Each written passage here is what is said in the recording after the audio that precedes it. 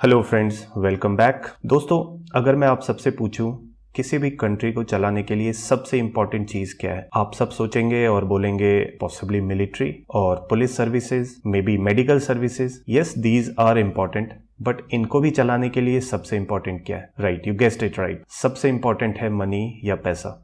हमारी सरकार को चलानी हो या हमें खुद अपना घर चलाना हो, पैसा सबसे इंपॉर्टेंट है। और ठीक जैसे हम सब अपना घर चलाने के लिए पैसे कमाते हैं, वैसे ही गवर्नमेंट को भी पैसे कमाने पड़ते हैं। गवर्नमेंट के लिए इनकम के डिफरेंट सोर्सेज होते हैं। फॉर एग्जांपल, गवर्नमेंट डायरेक्ट या इनडायरेक्ट टैक्स से पैसे कमाती है।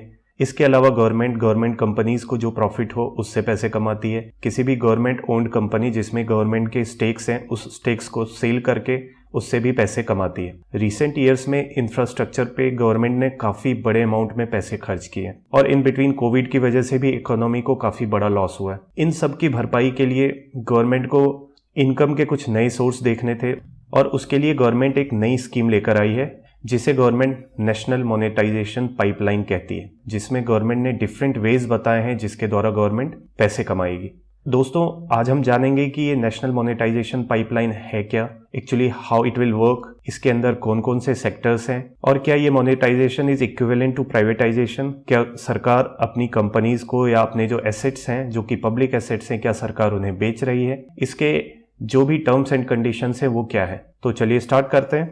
दोस्तों, नीति आयोग जो कि एक गवर्नमेंट ओन्ड एंटिटी है, हमारी गवर्नमेंट के लिए पॉलिसीज बनाती है, उन्होंने एक पाइपलाइन प्रिपेयर की है और कुछ तरीके सजेस्ट किए हैं जिसके द्वारा सरकार पैसे कमा सकती है। जो भी हमारी गवर्नमेंट के पास एसेट्स हैं, रोड नेटवर्क, रेलवे नेटवर्क, इसके अलावा स्टेडियम्स, एयरपोर्ट्स, पाइपलाइंस, पोर्ट्स, इस तरीके के बहुत से एसेट्स हैं जो हमारी गवर्नमेंट के पास है। With help from private organization we will use these assets to its fullest potential if you think it is a wise decision. क्योंकि किसी भी अनयूज्ड चीजों को अगर हम यूज करते हैं और उसके बदले हम पैसे कमाते हैं तो वो एक वाइज डिसीजन है। फॉर एग्जाम्पल, अगर हम ऐसे सोचें, आपके पास एक कार है, आप हार्डली उस कार को यूज करते हैं और वो आपके घर में पड़ी हुई है, लेकिन अगर आप उस कार को किसी प्राइवेट कंपनीज को रेंट पे देते हो, you will make some money और उसके बदले वो कार भी यूज होगी, ऑब्वियसली वो उस कार को मेंटेन भी करेगी, उसके बदले आपको कुछ पैसे भी मिलेंगे। कुल मिलाकर गवर्नमेंट की यही पूरी स्कीम है। हमारी गवर्नमेंट के पास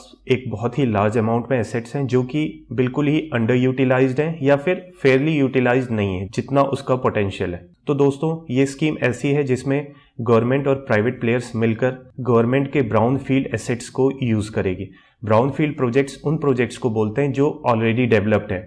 बेसिकली हमारे दो टाइप के प्रोजेक्ट्स होते हैं, ब्राउन फील्ड प्रोजेक्ट्स और green field projects. Green field projects वो होते हैं जो अभी डेवलप नहीं हुए, जो अभी प्लानिंग फेज में है। फॉर एग्जांपल, अगर गवर्नमेंट एक हाईवे बनाना चाहती है, सिर्फ उन्होंने प्लानिंग की है कि they need to build a highway for example from Delhi to Mumbai, अभी उन्होंने ग्राउंड लेवल पे कुछ भी काम नहीं किया, तो वो ग्रीन फील्ड प्रोजेक्ट है। लेकिन ब्राउन फील्ड प्रोजेक्ट्स वो हैं जो ऑलरेडी डेवलप्ड है। For example, Delhi Lucknow highway जो कि ऑलरेडी प्रिपेयर्ड है। सरकार इन प्रोजेक्ट्स को प्राइवेट कंपनीज को कुछ वक्त के लिए लीज पर देगी, उसके बदले ये कंपनीज गवर्नमेंट को कुछ पैसे देगी और वो प्राइवेट कंपनीज इन प्रोजेक्ट्स को यूटिलाइज करेगी। इस पूरी लीज का एक पर्टिकुलर पीरियड होगा, उसके बाद इन प्राइवेट कंपनीज को ये प्रोजेक्ट्स वापस गवर्नमेंट को रिटर्न करने होंगे।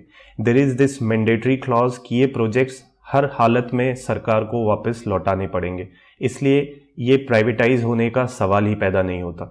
इस प्रोजेक्ट को लेने के बाद प्राइवेट कंपनीज की जिम्मेदारी होगी कि वो इन प्रोजेक्ट्स को मेंटेन भी करें। फॉर एग्जांपल, अगर एक हाईवे का स्ट्रेच उन्हें मिला है, दे simply can not use this highway for example 5 years और उसके बाद वो बुरी तरह टूटी हुई हालत में वो हाईवे गवर्नमेंट को लौटा दे। नहीं, वो ऐसा नहीं कर सकते। सुनने में एक ये बहुत ही अच्छी स्कीम लगती है और गवर्नमेंट ने मोनेटाइजेशन पाइपलाइन के थ्रू 4 सालों में 6 लाख करोड़ रुपए कमाने का टारगेट रखा है, जो कि बहुत ही एम्बिशियस टारगेट लगता है। बट गवर्नमेंट ने इसके लिए ब्रेकडाउन्स भी दिए हैं कि how they are going to make it.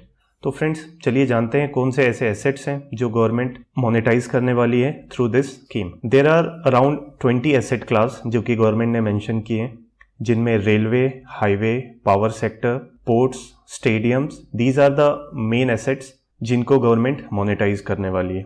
दोस्तों, अराउंड 26,700 किलोमीटर्स का जो रोड नेटवर्क है वो पॉसिबली लीज पर दिया जाएगा। इससे टोल टैक्स के थ्रू जो इनकम होगी वो इनकम प्राइवेट कंपनीज कमाएंगी और बदले में वो गवर्नमेंट को एक फिक्स अमाउंट देगी। इसके अलावा बिग स्केल पर रेलवे को मोनेटाइज किया जाएगा। 400 railway station, 90 trains, 1400 kilometre tracks, 265 godowns, 741 kilometres Konkan railway, 244 kilometres hill railways, 637 kilometres freight corridor. Freight corridors वो होते हैं जिसपे मालगाड़ियां चलती हैं। इसके अलावा 15 रेलवे स्टेडियम्स प्राइवेट कंपनीज के अंडर दिया जा सकता है। कुछ इंपॉर्टेंट स्टेशंस हैं जो कि इस पाइपलाइन में मोनेटाइज किए जाएंगे, वो है मुंबई, न्यू दिल्ली, नागपुर, देहरादून, अमृतसर, तिरुपति, साबरमती, पुडुचेरी, नेल्लोर, ग्वालियर। ये सारे कुछ स्टेशंस हैं जिनको गवर्नमेंट मोनेटाइज करेगी। दोस्तों, इनके थ्रू 4 सालों में गवर्नमेंट ने 1,52,496 करोड़ रुपए का टारगेट रखा है। इसके अलावा एविएशन सेक्टर में भी एक बहुत बड़े स्केल पर प्राइवेट कंपनीज को इन्वॉल्व किया जाएगा। करंटली AAI या एयरपोर्ट अथॉरिटी ऑफ इंडिया इसे हैंडल करती है। देयर आर 125 एयरपोर्ट्स जो कि AAI हैंडल करती है। अभी 25 एयरपोर्ट्स जो हैं वो भी प्राइवेट कंपनीज मैनेज करेंगी, जिनमें इंपॉर्टेंट एयरपोर्ट्स हैं अहमदाबाद एयरपोर्ट, चेन्नई, नागपुर, पटना, रांची, उदयपुर, वाराणसी। दोस्तों, दिल्ली, मुंबई, बेंगलोर ये ऑलरेडी हमारे PP पार्टनरशिप में ऑपरेट हो रहे हैं, जिसे पब्लिक प्राइवेट पार्टनरशिप कहते हैं। इन सारे एयरपोर्ट्स में प्राइवेट पार्टनरशिप को इंक्रीज किया जाएगा। एविएशन सेक्टर में गवर्नमेंट ने 20,782 करोड़ रुपीस का टारगेट रखा है। इसमें एक बहुत ही इंपॉर्टेंट बात यह भी है दोस्तों, Delhi, Mumbai, Bangalore airports, these are profit making airports, क्योंकि यहाँ पे ट्रैफिक या फुटफॉल काफ़ी ज़्यादा है। और कुछ हमारे लॉस मेकिंग एयरपोर्ट्स हैं। इनफैक्ट बहुत सारे हमारे लॉस मेकिंग एयरपोर्ट्स हैं जो कि स्मॉल सिटीज़ में है। तो इस स्कीम के अंदर ऐसे 2 डिफरेंट टाइप के एयरपोर्ट्स को आपस में क्लब किया जाएगा। फॉर एग्जांपल, अगर एक प्राइवेट कंपनी दिल्ली एयरपोर्ट चाहती है तो दिल्ली एयरपोर्ट के साथ उसे कुछ ऐसे एयरपोर्ट्स भी लेने पड़ेंगे which is not profitable at the moment, और ये उनकी जिम्मेदारी होगी that how they will make it profitable. So this is a very good point in this. दोस्तों, इसके अलावा टेलीकॉम सेक्टर में 35,000 करोड़ रुपए का टारगेट रखा है गवर्नमेंट ने। हमारी कुछ स्टेट कंपनीज हैं, for example BSNL, MTNL, these are government companies जो कि बहुत अच्छे शेप में नहीं है, लेकिन अच्छी बात यह है कि इनके पास एक बहुत ही लार्ज अमाउंट में एसेट्स हैं।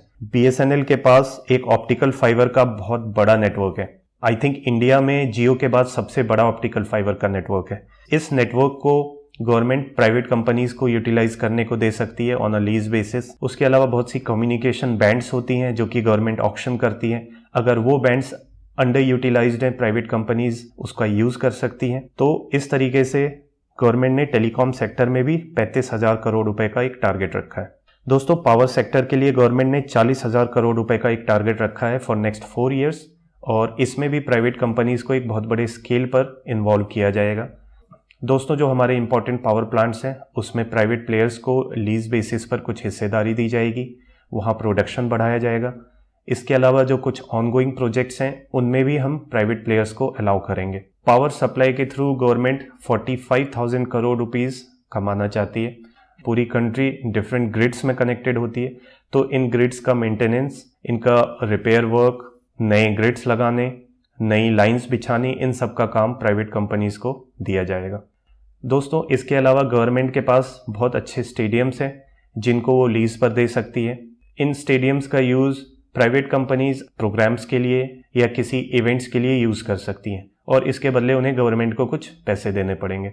So through all these big stadiums government is targeting a income of 11,450 crore rupees. दोस्तों, FCI food corporation of India, जिसकी जिम्मेदारी देश में जितने भी ग्रेन का प्रोडक्शन होता है उसको संभालना है। FCI के पास एक लार्ज अमाउंट ऑफ गोडाउन्स हैं जो कि अंडर यूटिलाइज्ड हैं और बहुत अच्छे स्टेट में नहीं है। इनको भी प्राइवेट कंपनीज के साथ मिलकर स्टेट ऑफ द आर्ट अच्छे गोडाउन्स बनाए जाएंगे और इनमें प्राइवेट कंपनीज को भी हिस्सेदारी दी जाएगी ताकि वो अपने प्रोड्यूस को या अपने रॉ मटेरियल्स को भी इस गोडाउन्स में रख सकती हैं। दोस्तों, सुनकर तो ये काफी अच्छी स्कीम्स लगती है और हमें ऐसा लगता है कि गवर्नमेंट ने एक बहुत ही अच्छा डिसीजन लिया है। आम पब्लिक के ऊपर एक बर्डन बढ़ने वाला है। फॉर एग्जांपल, हाईवेज के लिए हम ऑलरेडी टोल टैक्स देते हैं, लेकिन जब एक बड़े स्केल पर प्राइवेट कंपनीज इन्वॉल्व हो जाएंगी, इट इज क्वाइट पॉसिबल कि टोल टैक्स बढ़ाया जाए, क्योंकि उन्हें भी गवर्नमेंट को पैसे देने हैं, तो ऑब्वियसली वो खुद भी पैसे कमाना चाहेगी। इसके अलावा प्राइवेट कंपनीज जब डिफरेंट एयरपोर्ट्स मैनेज करेंगी तो वो डिफरेंट चार्जेस या डिफरेंट टैक्सेस बढ़ा सकते हैं। इससे जो हमारी फ्लाइट टिकट्स है वो महंगी हो सकती है,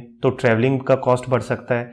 सेम वेज अगर रेलवे में प्राइवेट सेक्टर इन्वॉल्व होती है तो वो भी काफ़ी चीज़ों के रेट्स बढ़ा सकती है। तो जो रेलवे टिकट्स हैं, चाहे वो एसी हो या स्लीपर क्लास हो, वो टिकट्स महंगी हो सकती हैं। ओवरऑल चीज़ें महंगी हो सकती है। डेफिनेटली पब्लिक के ऊपर एक एक्स्ट्रा बर्डन पड़ने वाला है, लेकिन क्या ये स्कीम पूरी तरीके से बेकार है? नहीं। गवर्नमेंट को पैसे चाहिए और नेशन बिल्डिंग के लिए एक बहुत बड़े अमाउंट में पैसे चाहिए। इस वक्त this is a good way to generate income. तो मुझे ऐसा लगता है कि गवर्नमेंट की ये स्कीम एक अच्छी स्कीम है, लेकिन गवर्नमेंट को इसमें चेक्स एंड बैलेंसेस रखना चाहिए कि प्राइवेट कंपनीज किसी भी तरीके से गवर्नमेंट को या फिर पब्लिक को एक्सप्लॉइट ना कर पाए और वो अच्छी सर्विस प्रोवाइड करे।